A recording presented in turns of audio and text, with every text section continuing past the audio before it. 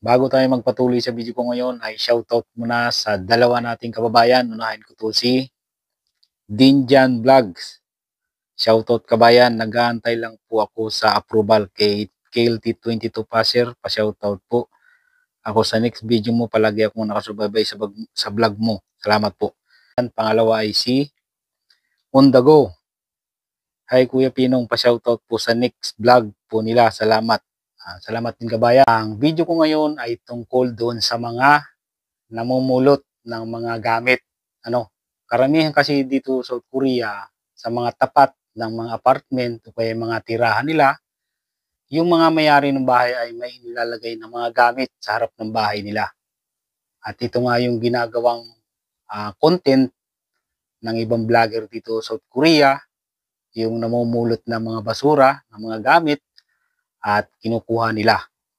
Pero ito ngayon ang hindi maganda kasi may napabalita na 3 EPS worker ang hinuli tungkol sa pamumulot ng mga gamit na nakalagay yata sa tabi ng kalsada at bawal yan dito mga kabayan.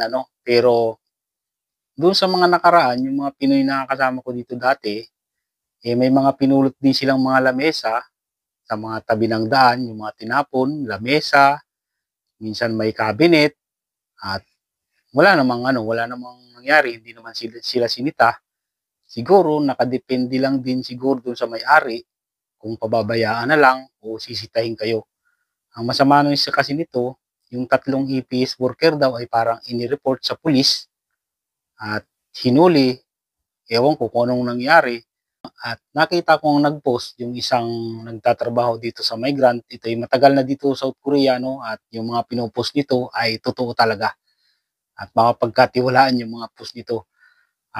Tungkol nga doon sa pamumulot ng basura, ang karamihan kasi dito, yung mga may-ari, yung mga nakatira sa mga apartment, pag may gusto silang itapon ng mga bagay katulad ng mga plato, mga kaldero, mga lutuan, mga lutuan, mga lamesa, cabinet, ay inilalagay nila yan may area na may lagayan sila sa tapat. May area doon nila ilalagay at yan ay nilalagyan nila ng sticker. Kasi pipick upin yan yung mga namumulot ng basura. Katulad dito sa amin, pag may itinatapon na table o lamesa o upuan, ay nilalagyan niya ng sticker at pipick upin yan yung mga namimikap ng mga basura. At marami nga dito sa ating mga kababayan ang gumagawa ng content na ganyan. Paalala ko lang dun sa mga pupunta dito sa South Korea, ay mag-ingat-ingat. Pero nakadepende rin naman siguro kung i-report, pero mas maganda na rin siguro kung mag-iingat. Bawal na bawal yan dito sa South Korea. Mamumulot kayo kung ano yung makita niyo sa kalsada. Halimbawa, ipupulutin ninyo, wala kayo sa Pilipinas. Nandito kayo sa South Korea. Maraming camera dito. At bawal na bawal yan, yung pupulutin mo na hindi sa iyo. Pwede mong pulutin yan, pero pwede mong dalhin sa police station kung ano man yung makita mo na bagay. Pero hanggat maaari, kung ano man yung makita ninyo na hindi sa inyo, kung saan man yan nakalagay, hayaan nyo na lang. Huwag nyo na lang damputin. Kasi ang isang bagay dito, kapag dinampot nyo yan, ay may intention na kayong nakawin yan. Kaya dun sa mga baguhan na pupunta pa lang dito sa South Korea, ay yan ang paalala ko sa inyo. Kung gumalaman kayo kung saan-saan, pag may nakita kayong bagay na cellphone, relo, wallet, huwag nyo nang damputin. Hayaan nyo na lang. Ito nga mga kabayan yung post ng kilalang nagtatrabaho dito sa migrant. Hindi ko na lang sasabihin yung pangalan. Babasahin ko na lang yung tungkol dun sa pinost niya sa Facebook. Ito. Paalala sa pamamasura dito sa South Korea, akala okay lang. Recent posting, just in 3 new EPS hinuli na mulot ng bed, plato, small cabinet, South Korea law, Article 334, special robbery. Yan na. Paalala, para sa mga bagong dating na mga kababayan, don't take lost items, don't pick items from the garbage. Wag daw mo humulot ng basura Wag daw mamumula ng basura sa mga basurahan, ano. Please lang, hangga't maaari, wag ninyong pulutin. If makakita ng mga nahuhulog na bagay, better call 112. Yan. Picking up lost items in South Korea is considered stealing, criminal act. A person who steal another property shall be punished by imprisonment for not more than 6 years or by a fine not exceeding 10 million won. Grabe to, ang laki ng nito, multa. 10 million won, tumataginting na 400,000 pesos. 1. Person who commits the crime as prescribed in Article 33 by trespassing upon a human habitation, managed building, structure, ship, or aircraft, or occupied room at night shall be punished by imprisonment for life and at least 5 years. Nako, mahigpit pa ng parusa.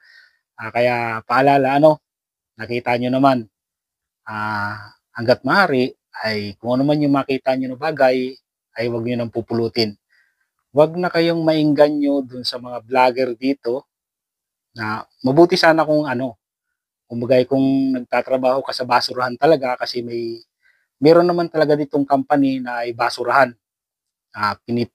Ang nakita ko sa isang nagbablog ay sinisiparate nila yung bakal, plastic, styrofoam, merong ganong trabaho dito sa basurahan.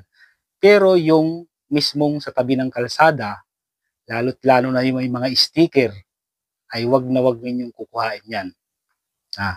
Wag ninyo nang gayahin yung mga ibang nagbablog dito na namumulot ng mga gamit sa tabi ng kalsada. Iwasan nyo yan. Pero nasa sa inyo pa rin naman yan. Kung hindi kayo mapipigilan, ay wala naman tayong magagawa. Buhay nyo yan. Kayong bahala. Ang sa akin lang ay paalala. Wag nyo nang ipagsapalaran yung magiging karir ninyo dito sa South Korea dahil lang sa ganyan. Pag nandito na kayo, malaki ang sweldo, kaya nyong bumili ng ganyan. Kung ano yung makita ninyo, sapatos, kung ano man yan, ay kayang-kaya nyong bumili niyan. Kaya mag-ingat. Nasa inyo pa rin naman ang desisyon kung gagawin nyo o hindi. Basta ang sa akin, paalala lang. Katulad dito mga kabayan, ito ay malapit lang sa amin. Ito yung dalahan ng mga kinukulikta nilang mga basura, mga styrofoam, mga sirang gamit, mga electric pan, dito nila dinadala. Ito yung nangungulikta sa tabi ng kalsada. At dito nila sineseparate yung mga bakal, styrofoam, aluminum. Yan. At kung kayo man ay dito magtatrabaho sa ganito, ay pwede kayong magpaalam sa boss ninyo na kukunin nyo ang isang bagay. Pero kami ay hindi kami pwedeng kumuha dyan ng kung ano kasi may mga camera din dito at makikita sa CCTV. Bawal pag hindi ka nagtatrabaho dito.